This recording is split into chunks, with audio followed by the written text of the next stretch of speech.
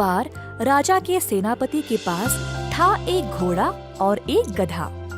घोड़े का इस्तेमाल वह जंग में करते थे और गधे को भार उठाने के लिए।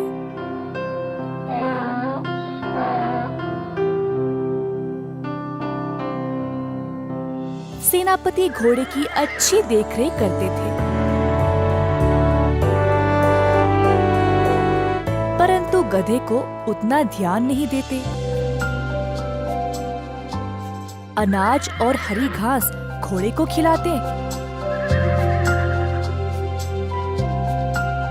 और गधे के लिए केवल सूखा भूसा। अगर घोड़े की सेहत बिगड़ जाती तो पड़ोसी राज्यों से चिकित्सकों को बुलाया करते थे,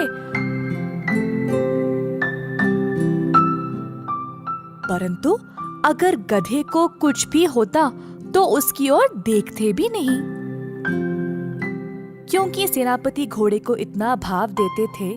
घोड़ा घमंडी बन गया और गधे को नीची नजर से देखने लगा।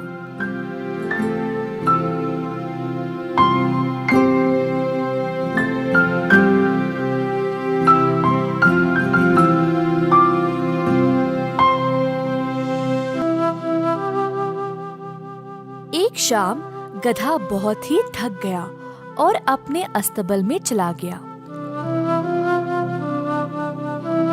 घोड़ा बोला, क्या मजदूरी वाला जीवन है तुम्हारा? तुम हमेशा ऐसे ही रहोगे। गधे ने घोड़े की बातों को ध्यान ना देने की कोशिश की, परंतु घोड़ा ताने देता ही रहा। हम दोनों का जीवन अगर मैं तोलूं तो तुमसे ज्यादा अच्छा काम मैं ही करता हूँ। सेनापति जी मेरा कितना अच्छा ध्यान रखते हैं और तुमको तो देखते भी नहीं। थका हुआ गधा बस चुपचाप घोड़े की बातें सुन रहा था।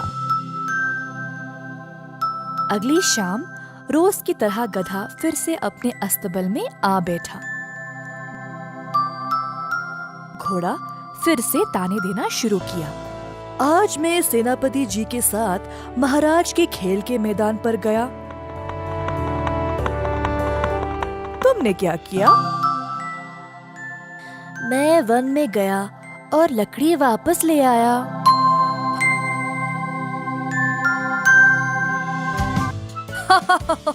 देखा, तुम में और मुझ में कितना अंतर है। मैं तुमसे बहुत महान हूँ। गधे ने सोचा, कोई फायदा नहीं। दिन पे दिन ये घोड़ा मेरा अपमान किए जा रहा है। किसी दिन इसको सबक सिखाना ही पड़ेगा। गधा चुपचाप ही रहा। कुछ समय बाद पड़ोसी राज्यों के साथ सुलह हो गई थी और अब जंग की आवश्यकता नहीं थी। इसी कारण अब सेनापति को घोड़े की भी जरूरत नहीं रही और घोड़े से भी अब उनका ध्यान हटने लगा। अब जंग के घोड़े को भी भार उठाने का काम पर लगा दिया।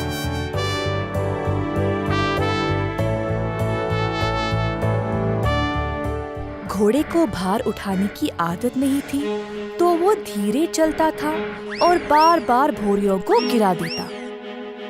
इस बात पर सेनापति को गुस्सा आया और घोड़े पर चिल्लाने लगे, ठीक से भोरियां भी नहीं उठा सकते हो? पूरा रास्ता सेनापति घोड़े को कोसता ही रहा।